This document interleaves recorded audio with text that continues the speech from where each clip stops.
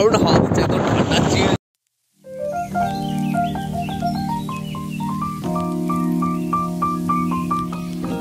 এটা কিন্তু অসাধারণ লাগছে। Hello, good morning to everyone. এখন ঘড়িতে বাজে 4:30 আর আমরা তৈরি হয়ে গেছি, কারণ আজকে আমরা এনজিপি থেকে যাব সিলেরিগাঁওয়ের দিকে। বাঙালির পায়ের তলায় সরষে, মনে হয় 2-3 দিন ছুটি পেলে কোথাও ঘুরে আসি। তাই আপনি যদি 3 দিনের ছুটিতে কোথাও ঘুরে আসতে চান তাহলে এই ভিডিওটা আপনার জন্য। সেই মতো 3 দিনের ছুটিতে আমরা চললাম ইস্ট সিকিম। আমাদের ট্যুর প্ল্যানার সুপ্রিয়দা আগের দিন রাতেই এনজিপিতে গাড়ি পাঠিয়ে রেখেছিল। আমরাও যেহেতু এনজিপিতে স্টে করেছিলাম তাই দেরি না করে ভোর 4টের সময় ড্রাইভার দাদাকে কল করে ডেকে নিলাম হোটেলের সামনে।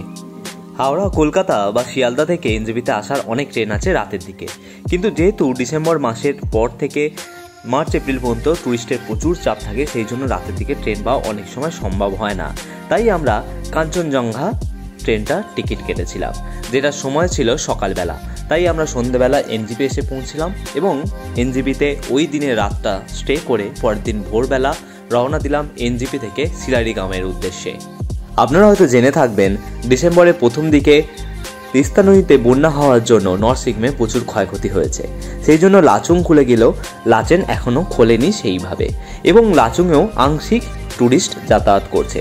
তাই আপনারা যদি এই কয়েকদিনের মধ্যে অর্থাৎ ডিসেম্বর এবং জানুয়ারির প্রথম দিকের মধ্যে নর্থ সিকিম যাওয়ার প্ল্যান করেন তাহলে অবশ্যই খোঁজখবর নিয়ে নেবেন ভালো করে।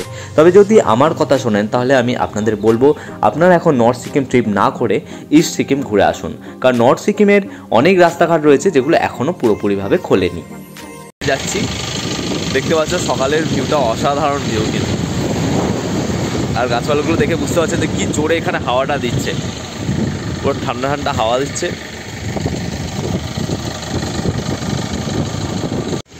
প্রচুর হাওয়া দিচ্ছে এখন এখানে, খুব ঠান্ডাও রয়েছে বেশ। এখনও আমরা মানে জাস্ট জার্নিটা শুরু করেছি, কিন্তু এত ঠান্ডা হাওয়া দিচ্ছে না বেশ, একদম ভোরবেলা। ঘুরতে এখন 6টা বেজে গেছে অলরেডি। তো এটা হলো আমাদের গাড়ি নাম্বার দেখতে পাচ্ছেন আপনারা। আমরা এই একটা জায়গায় দাঁড়িয়ে তো চা খেয়ে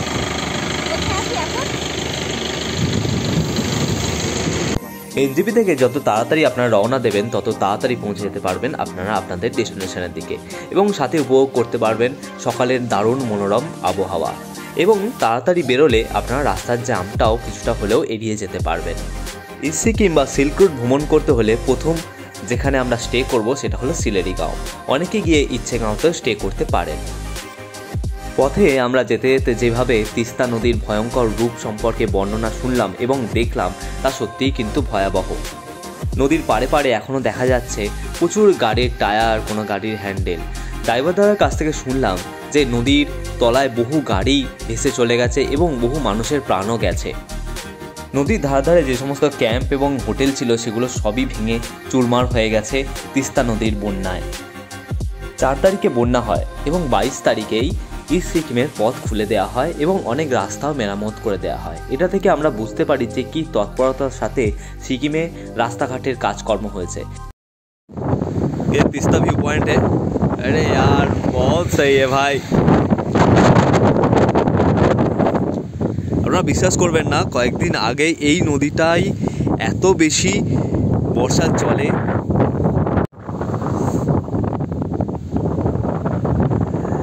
দারুণ হাওয়া দিচ্ছে, আর এই নদীটাই যে এত ভয়ঙ্কর হয়ে গেছিলো সেটা দেখে কিন্তু এখন বিশ্বাস হবে না। একদম শান্ত নদী দেখাচ্ছে।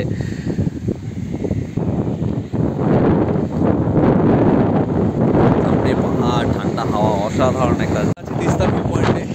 সো দারুণ হাওয়া দিচ্ছে, একদম ঠান্ডা চিল্ড হাওয়া দিচ্ছে। আর দেখুন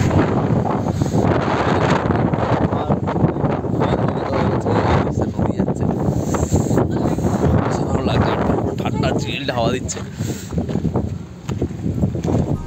যাওয়ার পথেই আপনারা দেখতে পারবেন অসাধারণ তিস্তা ভিউ পয়েন্ট। তিস্তা নদী বয়ে চলেছে, সামনে পাহাড়, গাছপালা, দারুণ মনোরম একটা পরিবেশ। তাই সকালের দিকে আপনারা যদি এই ভিউ পয়েন্টের সামনে চলে আসেন তাহলে কিন্তু দারুণ সুন্দর লাগবে আপনাদের। সিলেরিগাঁও যাওয়ার পথে যে সমস্ত ভিউ পয়েন্টগুলো থাকবে সেগুলো দেখার জন্য আগেই ড্রাইভার দাদাকে বলে রাখবেন।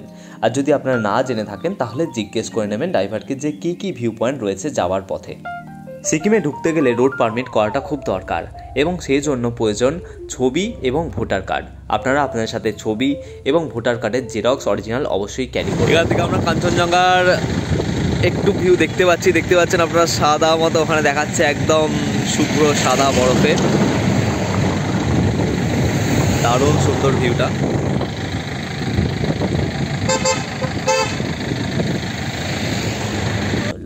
পুরো জার্নিটাই এনজিপি থেকে সিলেরিগাঁও পর্যন্ত পুরো জার্নিটাই আপনাদের কিন্তু ভালো লাগবে।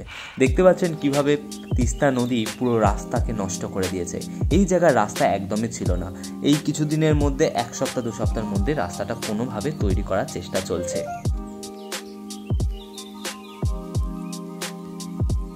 ইস্ট সিকিমে যদি এত ক্ষয়ক্ষতি হয়ে থাকে তাহলে বুঝতে পারছেন যে নর্থ সিকিমে আরও কত ক্ষয়ক্ষতি করেছে এই তিস্তা নদী।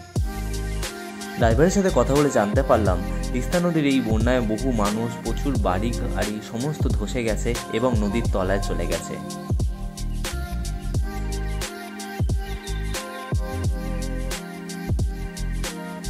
এটা হলো তিস্তা ব্রিজ হয়ে কালিম্পং হয়ে আমরা পৌঁছাবো এই সিকিমের সিলেরিগাঁওয়ের দিকে। তবে একটা কথা মানতেই হবে, এই সিকিমের রাস্তা যে এত ভালো হবে সেটা আমরা কেউই ভাবিনি, কারণ পাহাড়ের এত উপরে এত সুন্দর রাস্তা এখন হয়ে গেছে যে সত্যিই সেটা ভাবা যায় না।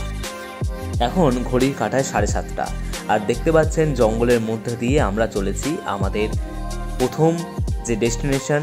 সো আমরা এখন আছি কালিম্পংয়ে, এখান থেকে আমরা সিলেরিগাঁও যাবো। এটা এখনও অনেকটাই রাস্তা বাকি আছে, রোদ উঠে গেছে সেই জন্য একটু ঠান্ডা আবহাওয়াটা একটু কম হয়েছে সকালের থেকে।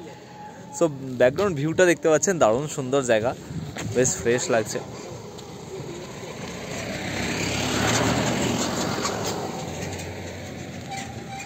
অনেকটাই হাইটে আমরা চলে এসেছি। সকালের আকাশ, সামনে পাহাড়, সাথে সূর্যোদয়। এই ভিউটার জন্যই বোধহয় বাঙালিরা বারবার পাহাড়ের দিকে ছুটে যায়। জার্নিটা আপনাদের সাথে শেয়ার করছি কারণ জার্নিটা সত্যি উপভোগ করার মতোই। কিন্তু আমরা এখন যাচ্ছি সিলেরিগাঁওয়ের দিকে, এখন আছি কালিম্পংয়ে আছি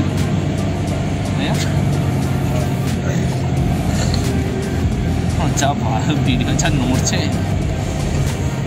ওয়েদারটা বেশ ভালো সুন্দর, এখন রোদটা উঠে গেছে তো ঠান্ডা ভাবটা একটু কমেছে। সকালে যে ঠান্ডাটা ছিল সেটা এখন কমে গেছে। চারিদিকে আমরা সৌন্দর্যটা উপভোগ করতে করতে যাচ্ছি, একদম পাহাড়ের ওপর দিয়ে, খুব সুন্দর পরিবেশ। সকালের মনোরম পরিবেশে আমাদের গাড়ি এগিয়ে চলল সিকিমের পথে। শহর থেকে দূরে কোলাহলবিহীন এই জায়গায় বোধহয় বাঙালিদের মনে রসদ জুগিয়ে দেয় নতুন জীবনে আরও এগিয়ে যাওয়ার জন্য। অনেকটা পথ আসার পর আমরা অনুভব করলাম এবার বোধহয় ব্রেকফাস্ট করার সময় হয়ে গেছে, তাই আমরা চলে এলাম একটা ছোট্ট হোটেলে। আর পাহাড়ে যখন এসেছি তখন তো মোমো খেতেই হবে। মোমোর সাথে সাথে নতুন আরেকটা ডিশ আমরা টেস্ট করব, সেটা হলো থুকপা। ড্রাইভার থেকে জানতে পারলাম যে থুকপা হলো এখানে খুব স্পেশাল একটা খাবার, তাই আমরা অর্ডার করে দিলাম থুকপা এবং সাথে মোমো। সো আমরা এখন এখানে এসে কালিম্পংয়ে এসে একটু ব্রেকফাস্ট করছি। এই হলো আমাদের স্পেশাল থুকপাটা আমরা ফার্স্ট টাইম ট্রাই করছি। আর মোমোগুলো খুব সুন্দর লাগছে। মোমোটা টেস্ট করে দেখি কেমন লাগছে। এটা তো এটা এইটা না প্লেট দাদা, ম্যাডাম এখানে মোমোগুলো কিন্তু একটু ডিফারেন্ট আমাদের ওদিকে থেকে, বেশ সুন্দর লাগছে। মোমো মশলাটা একদম না এমনি দিনে খেয়ে নেয়, বৃহস্পতিবার তো ফুল খায় না। ওই আমি টেস্টি মোমোটা সবাই আরামসে খাচ্ছে, বেশ খিদেও পেয়ে গেছে, অনেকক্ষণ আমরা খাইনি একজন। ধোঁয়া উঠছে।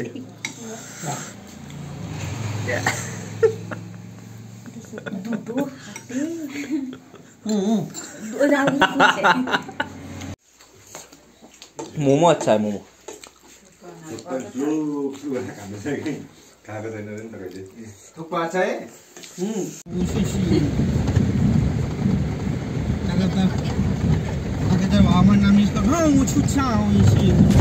রাস্তায় যেতে যেতে এত সুন্দর একটা ভিউ দেখে আমাদের গাড়ি থেমে গেল।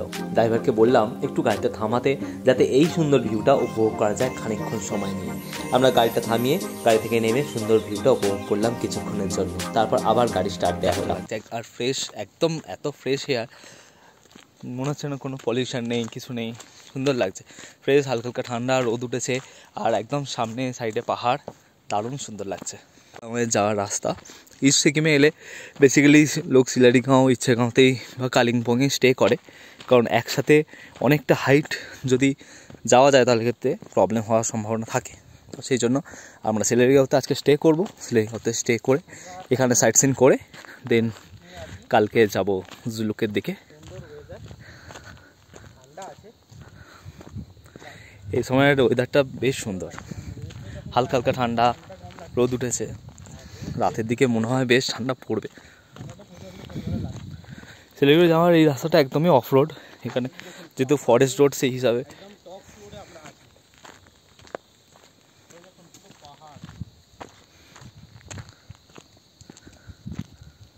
এরপর আমরা চলে এলাম সাইলেন্ট ভ্যালিতে। সাইলেন্ট ভ্যালি ইস্ট সিকিম যাওয়ার পথেই পড়বে। সারি সারি পাইন গাছ সোজাভাবে দাঁড়িয়ে আছে আকাশচুম্বীভাবে। জায়গাটার নাম সাইলেন্ট ভ্যালি রাখা হয়েছে কারণ এই জঙ্গলে, এই ভ্যালিতে নাকি অন্য কোনো পশু পাখির আওয়াজ পাওয়াই যায় না। আমরা কিন্তু সত্যি সাইলেন্ট ভ্যালিতে নামার সময় অবাক হয়ে গেলাম, এখানে একটা পাখির শব্দও নেই। কিন্তু গাছের ফাঁক দিয়ে সূর্যের আলো এসে পড়েছে মাটিতে, আর পাইন গাছগুলো সোজা উঠে গেছে, একদম মনে হচ্ছে আকাশ ছুঁয়ে যাবে। লেপচা জগৎ সম্পর্কে আমরা কম বেশি সকলেই অবগত, কিন্তু সাইলেন্ট ভ্যালি এইভাবে যে সাইলেন্টলি ইস্ট সিকিমের পথে দাঁড়িয়ে আছে এটা কিন্তু অনেকেই জানে না। তাই সাইলেন্ট ভ্যালিতে কিন্তু খুব বেশি মানুষজনের ভিড় নেই। অনেকটা পথ পেরিয়ে গাছেদের মাঝখান দিয়ে পুরোটা আপনারা ঘুরে দেখতে পারবেন সাইলেন্ট ভ্যালি।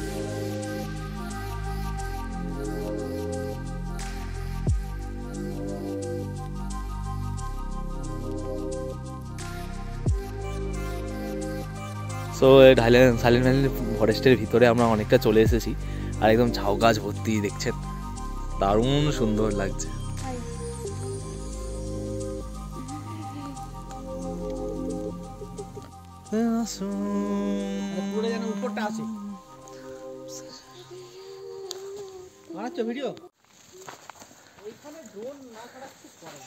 আমরা এখন ঝাউ জঙ্গল এক্সপ্লোর করছি। সুসিম, কেমন লাগছে জঙ্গলটা? মানে এগুলো সেই রিলস আমরা দেখতাম। হ্যাঁ, কিভাবে তুলতো এগুলো, মা আধার কার্ড পেয়েছে আর বলতে ভোটার কার্ড পেয়েছে। দারুণ সুন্দর লাগছে। ঝাউগুনের জঙ্গলটা সিলারিগাঁও যাওয়ার পথে পড়ে। আপনারাও এই দিকটা এলে কিন্তু অবশ্যই জায়গাটা দাঁড়িয়ে ড্রাইভার দাদাকে বলবেন যে জায়গাটা দাঁড়াতে, এবং ভিতরে জঙ্গলটা রাস্তাও করা আছে। মানে মানুষ গিয়ে গিয়ে রাস্তাটা হয়ে গেছে, তো সেই হিসাবে কিন্তু দারুণ লাগবে ভিতরে, ফটোগ্রাফির জন্য দারুণ। মানে এতদিন মতো যে জিনিসগুলো, যে ঝাউ গাছের এরকম বন আমরা দেখেছি ভিডিওতে, সেইটা কিন্তু এক্সপিরিয়েন্স করতে পারবেন খুব ভালোভাবে। আর ওয়েদারটা এত সুন্দর, হালকা হালকা ঠান্ডা, রোদ উঠেছে, খুব সুন্দর লাগছে, খুব ফ্রেশ একটা ওয়েদার, তার মধ্যে জঙ্গলের ভিতরে দারুণ সুন্দর একটা জায়গা। সিলারিগাঁও যাওয়ার পথে জায়গাটা পড়বে, তো যাওয়ার সময় অবশ্যই সাইলেন্ট ভ্যালি এই জায়গাটা কিন্তু এক্সপ্লোর করবেন। অবশেষে আমরা পৌঁছে গেলাম আমাদের ডেস্টিনেশন সিলারিগাঁও, আর এখানেই আমাদের হোমস্টে রয়েছে। দেখতে পাচ্ছেন সিলারিগাঁওয়ের সৌন্দর্য জাস্ট অসাধারণ। হোমস্টে থেকে একদম সামনে কাঞ্চনজঙ্ঘা, পাহাড়, নীল আকাশ, জাস্ট অসাধারণ একটা ভিউ সিলারিগাঁও থেকে। সিলারিগাঁও এখনও ইস্ট সিকিমের অফবিট ডেস্টিনেশনের মধ্যে একটা, সেই জন্য এখানে খুব বেশি ভিড় কিন্তু পাবেন না, এবং খুব সুন্দরভাবে উপভোগ করতে পারবেন সিলারিগাঁওয়ের এই অনন্যতম অভূতপূর্ব পরিবেশকে। সো এই ভিডিওতে আমরা দেখলাম এনজেপি থেকে সিলারিগাঁও পৌঁছানোর রাস্তাটা এবং সিলারিগাঁওয়ের পরিবেশ। পরের ভিডিওতে আমরা সিলারিগাঁও ঘুরে দেখব এবং সাথে দেখব আরও অনেক নতুন নতুন জিনিস। সঙ্গে থাকবেন অবশ্যই। অবশেষে আমরা রমেদি ভিউ পয়েন্ট এসে পৌঁছাচ্ছি। অনেকখানি রাস্তা হাঁটতে হলো।